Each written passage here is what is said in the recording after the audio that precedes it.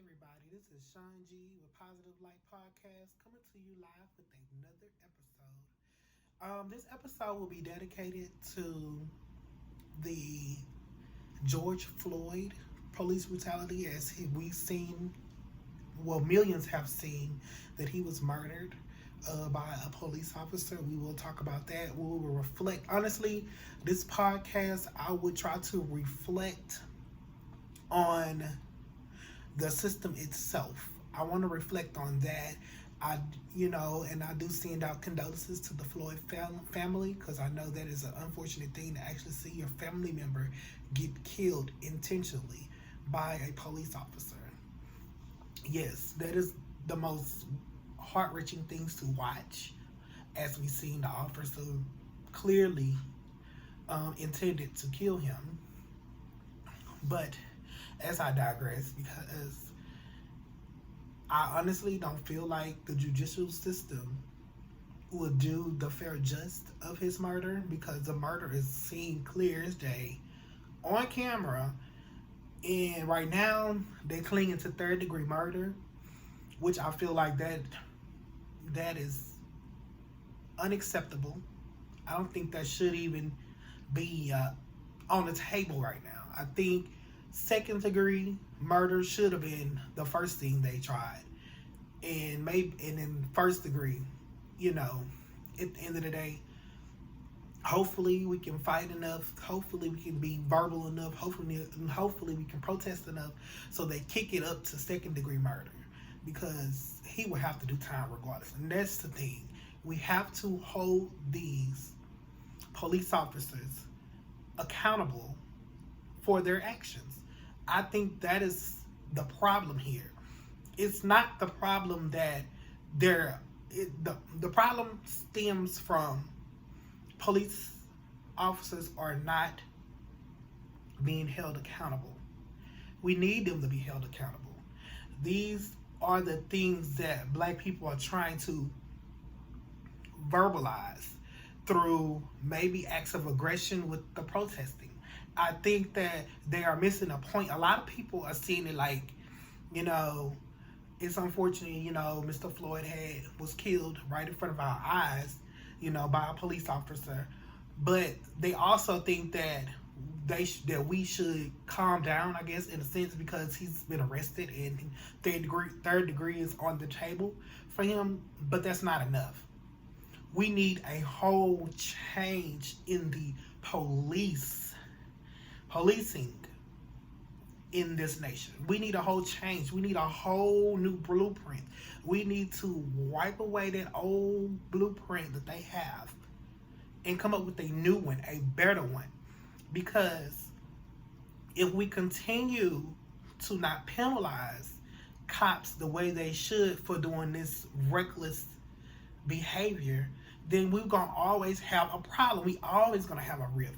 There's always going to be a rift somewhere. Always. Because yes, he's arrested. Yes, he was charged. Third degree, what is third degree shouldn't even been on the table. Because at the end of the day, there's evidence, visual evidence that we see that this man intentionally tried to kill him. I can see if it was kind of like a, maybe I did like maybe I've done something wrong, and then maybe an accidental death. That'd have been kind of like a third degree, but you intentionally wanted to kill him. So that's what that was your plan the whole time. Well, I don't know if that was your plan the whole time, but from the looks of the video, that was what your intent was to get him where you get pinned down, and so that you can go ahead and kill him with no problem. And you did that, and he followed through his plan of action.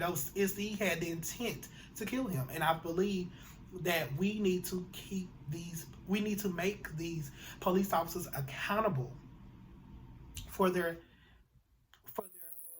negligent behavior. Because if no one's policing the police, then the police go rogue and do stuff stupid. No one's policing the police. It's always, oh, we're gonna fire.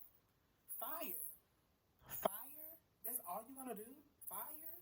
Administrative leave. That's it. Third degree. Probation is maybe the most he'll get.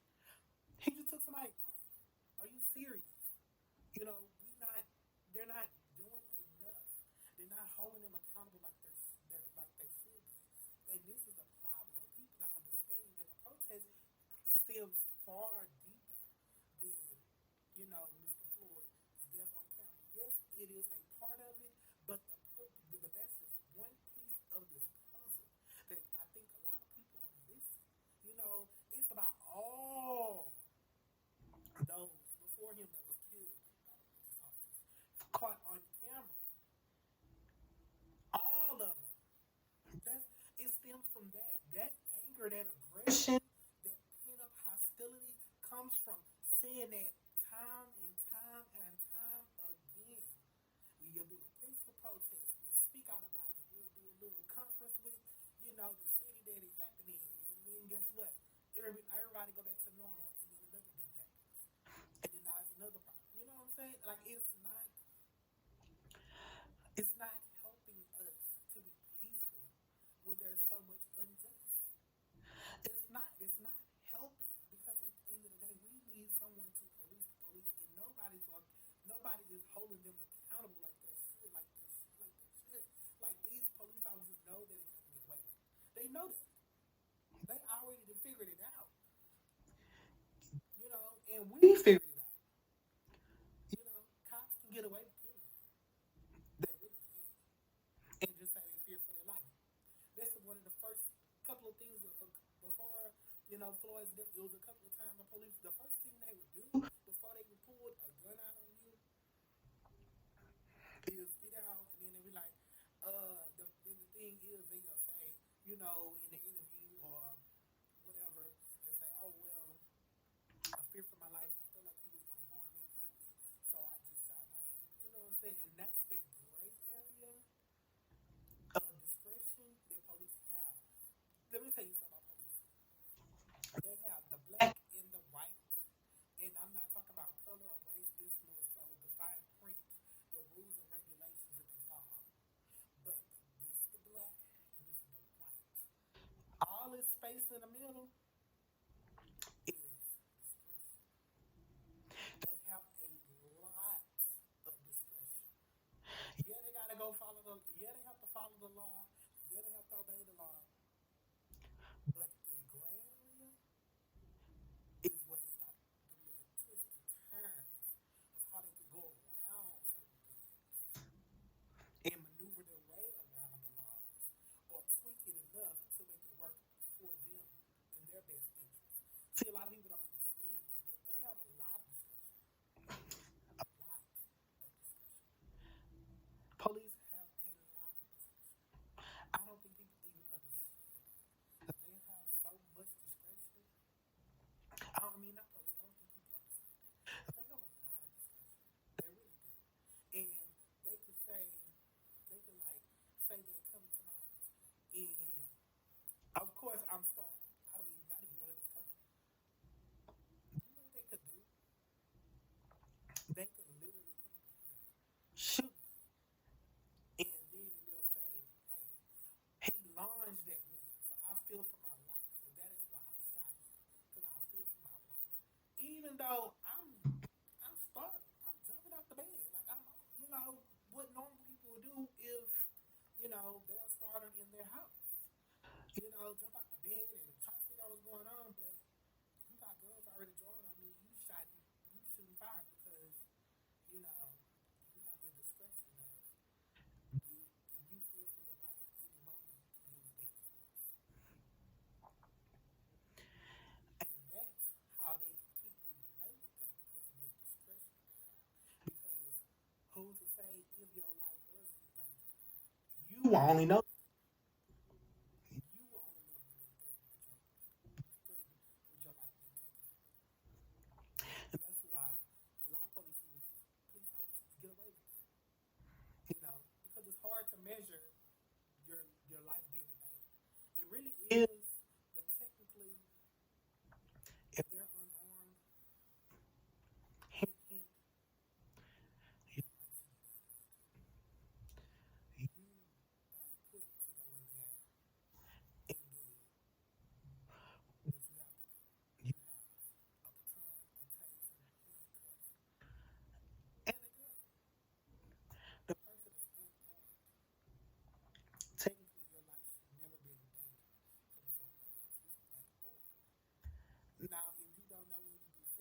techniques, that is a personal problem, and that's a problem that you have to take up with your police.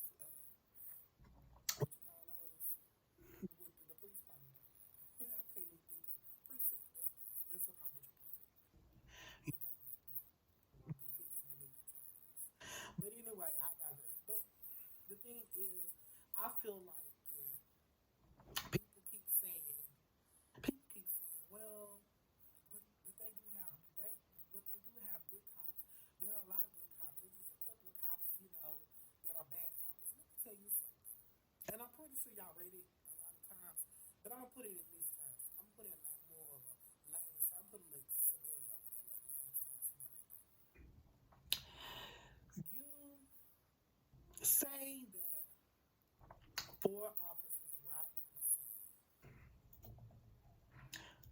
One officer decides to go rogue and do what they want to do and overdo their job, overdo their force, overdo the whole situation, and the person ends up getting critically injured, they're on the brink of death. You have three other officers that waited on the side and let you do that. All four officers are bad, not just that one that critically injured someone and almost took their life. All four of them. Why is all four of them bad? I'll give you one. I'll give you an answer. They're all bad because you are a scared that let someone almost kill somebody right in front of your eyes, and you didn't even do nothing to stop it or control the situation. You just as bad as they are. The person who doesn't do nothing and stand there and watch is just as guilty as the person who did it. That's just what it is.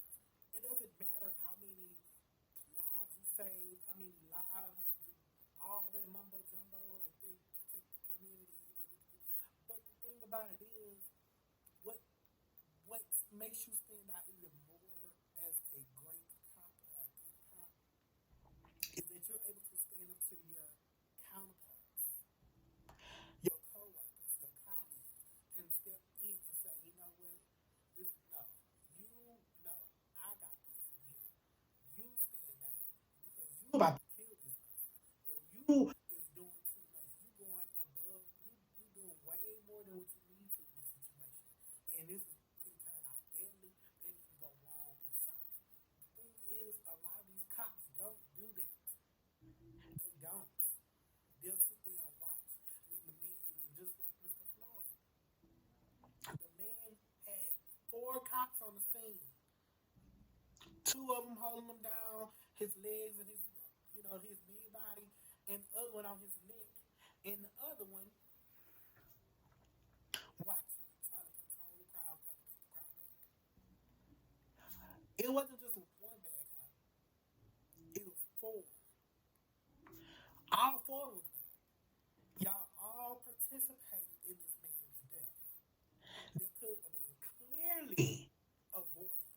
Clearly avoided. You don't need a degree to know that he could have been avoided. You don't need any type of education to know that it could have been avoided. It could have been avoided, but it wasn't. And that is the problem that a lot of people always want to say, oh, there's a lot of good cops, but you got to realize a lot of times these good cops let these bad cops do what they do and go rogue while they're on the scene.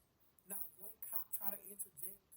Not one cop try to, you know, tell the other cop to stand down. Not one cop try to correct the cop's mistake or problem. Instead, you let the cop do what he want to do. And now this cop has taken someone's life. And now all of a sudden, it's turmoil. And now people of color and people in some of our white counterparts, I see y'all out there cutting up, and now they want it to be peaceful. Well, the thing about it is, we was peaceful for a long time. I don't think I understood that. We was peaceful for a long time.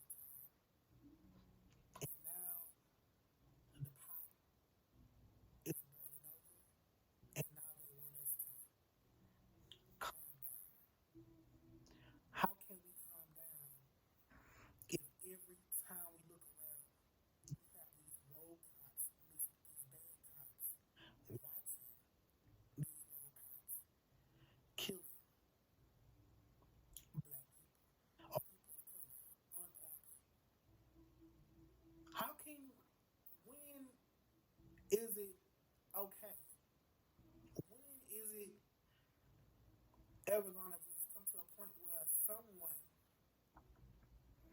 can just step in on the behalf of the black community with law enforcement and say, you know what, we are unfairly targeted. We are killing them in our house. We are using excessive force when we're dealing with them. We are playing into the stereotypes of black people, people of color. We are doing a horrible job of protecting our community. They pay taxes. That means they pay our salaries to protect them, and we are doing the opposite. Instead of protecting them, we are killing them off. The thing about it is, y'all got to also realize is police is not the judge, the prosecutor, or the jury. They're not there to determine if you get life or death. That is not their job. Their job is not to judge you. Their job is to apprehend you so that you can go into court and have a fair trial. Black people deserve due process. People of color deserve due process. You you are judging us and giving us our final, days without even having due process. You killing us before we can have a fair trial. You killing us before we can have the time to defend our innocence. There's no such thing as innocent until proven guilty when it comes to people of color. I believe when it comes to cops, because you are already in their mode when dealing with us. Because a lot of cops do what? Play into that stereotype of black people or people of color. That we're aggressive, we can be belligerent, we can be vulgar, and then y'all feel like that y'all have to one up us every time. But the thing about it is, though, a lot of things that cops don't get a lot of training in, or if they do get training in it, they don't use it to the best of their abilities. They don't know how to de-escalate. You're a cop. You're going to run into irate, vulgar, and outlandish people all the time. But your job as a cop is to de-escalate the situation, apprehend the suspect if there's any, apprehend them if there's need to, or restrain the person in a safe manner. But instead, y'all do the total opposite and just, what? This is what we gonna do. Shoot them. So we shoot them. So we fear for our life. Maybe get a slap on the wrist. I might lose my job. May do administrative leave. May do desk duties. Who knows? But hey, whatever. I got away with murder. I did what I was supposed to do. And the thing about it is, that's not right. That's not fair to people of color. And it's hard to sit there and watch our people get killed, and the judicial system fails us time and time and time and time again, and they wonder why are we acting this way? Why are we acting out?